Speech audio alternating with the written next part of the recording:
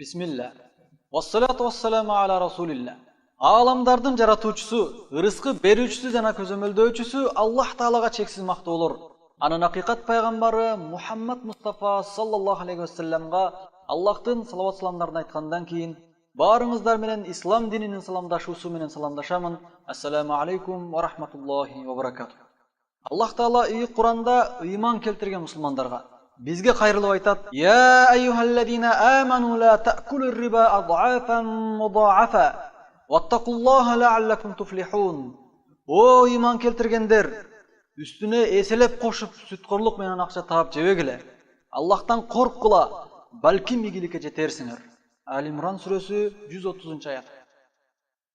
Аллах Таала башка бир аятта: "Я айюхаллазина аману аттакуллаха ва зару ма бакия минар риба ин кунтум муъминин.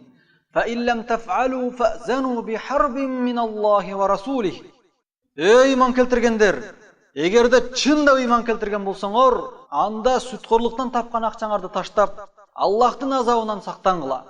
Эгерде андай кылбасаңар, анда Аллах жана анын элчиси силерге каршы согуш жарыялоосун билип койгула. Бакара сүрөсү 278-279-аят. Аллах Таала тыйган арам иштердин арасынан адамдарга эң зыяндуусу бул сүткордук. Азыркы күндө эл арасында бул күнөө иш кеңири тарады.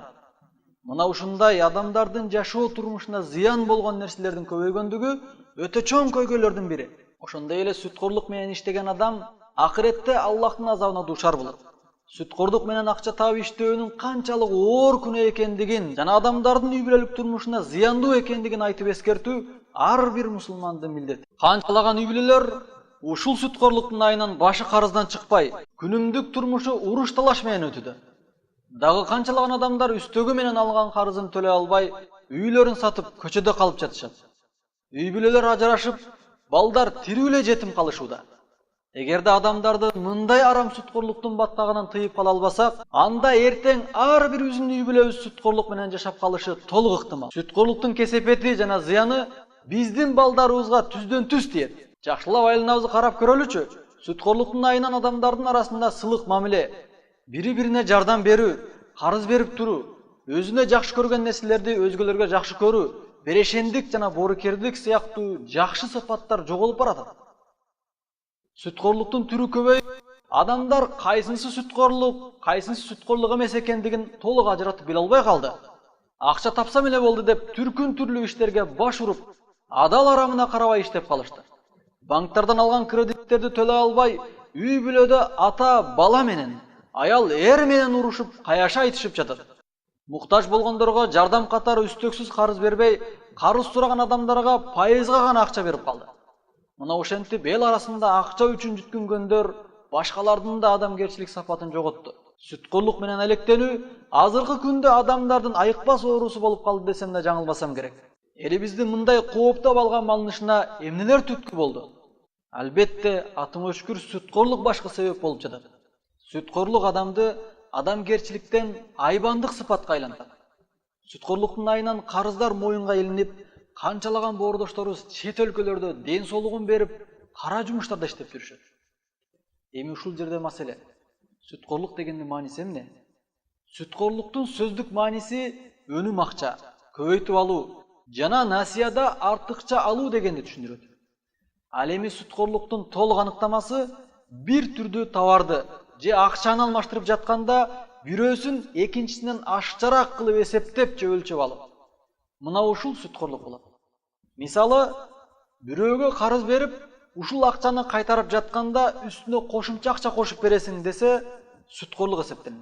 Ушул карыздын алынган үстөк акча арам болуп эсептелет. Азыркы күндө көпчүлүк адамдар сүткорлуктун ушул түрүн аткарып, Аллахка күнөөкөр болуп жүрүшөт. Банктардан кредит алышып, ага үстөк акча кайтарып бериш. Аллахка каршы согуш жарыялап, арам иштерди аткарып жүрүшөт. Сүткорлукка экинчи мисал, бир челек будайды карызга берип, күзүндө 2 челек же 1,5 челек бересиң деп шарт коюп берсе, мына ушул да сүткорлук болот. Сүткорлуктан тапкан акча арам. Ал арам менен азыктанган дене жамандыкты гана каалап калат. Эгерде сүткорлуктан табылган арам акчаны бала чакага жедирсе, анда ал балдар чоңойгондо ата-энесин зар какшата турган зөөкүр болуп чоңоюшат. Ошондуктан сүткөрлүктөн өтө алыс жүрүү зарыл. Аллах Таала жер бетинде кыймылдаган бардык жандыктардын ырыскысын ченеп койгон. Эч бир жан ырыскысыз калбайт. Аллах Таала сөзсүз ырыскысын жеткирип берет. Сүткөрлүктөн башка жумуш кылса деле адамдын тирилиги өтөт, ачка калбайт. Азыркы күндө адамдарды мына ушул атың өчкүр сүткөрлүк деген бале каптап келет. Аллах Таала барыбызды мындан өзү сактасын. Келиңиздер, сүткөрлүк кандай оор күнөө экенин билели. Жана анын шариаттагы өкүмүн үйрөнүп, аны башкаларга жеткирели. Эгерде күнөө иш болуп жатса, анда аны тыйып коюу ар бир тыйганга кудурети жеткен мусулманга парыз. Сүткөрлүктүн канчалык зыяндуу экендигин баарыңыздар билесиздер. Аллах Таала сүткөрлүктүн бардык түрлөрүн түп тамыры менен жок кылат. Ошондой эле сүткөрлүктөн түшкөн акчаны берекесиз кылат. Аллах Таала Куранда Ямхакуллаху риба ва юрби садакат. Валлаху ла юхиббу кулла каффарин афим. Аллах сүткөрлүктүн берекесин жок кылат, жана садакаларды өнүмдүү кылат. Аллах Таала бардык капыр жана күнөөкөрлөрдү сүйбөйт. Бакара сүрөсү 276-аят. Сүткөрлүк кылып иштеген адам Аллахка согуш жарыялаган болот. Аллах жана анын элчиси менен согушкан адам эч качан аман калбайт. Аллах Таала Куранда айтты: «Я айюхаллазина амануттакуллах ва зару ма бакия минар риба ин кунтум муъминин». Иман келтиргендер, эгерде чында иман келтирген болсоңор, анда сүткөрлүктөн тапкан акчаңарды таштап, Аллахтын азабынан сактангыла. Фа иллам таф'алу фa'зану бихарбин миналлахи ва расулих. Эгерде андай кылбасаңар, анда Аллах жана анын элчиси силерге каршы согуш жарыялоосун билип койгула. Ва ин тубтум фалакум руусу амваликум ла тадлимуна ва ла тузламун. Эгерде тооба кылып, сүткөрлүктөн кайтсаңар, анда үстөк пайда кошулбаган негизги акчаңарды гана алсаңар болот. Мына ошондо өзгөлөргө зулум кылбайсыңар, өзүңөр да зулумдук көрбөйсүңөр. Бакара сүрөсү 278-279-аят. О Аллах, баарыбызды мына ошондой күнөө иштерден өзүң сактагын. Сүткөрлүктүн балесин өзүң куткаргын. Аллах Таала баарыбыздын үй-бүлөбүзгө тынчылык жана береке берсин. Баарыбызды каптап калган атың өчкүр сүткөрлүктөн Аллах Таала өзү сактасын. О Аллахым, бизди туура жолго баштагын. Биз жалгыз сага гана сыйынабыз жана сенден гана жардам сурайбыз. Субханакаллахумма ва бихамдик, ашхаду ан ла илаха илля ант, астагфирука ва атубу илейк.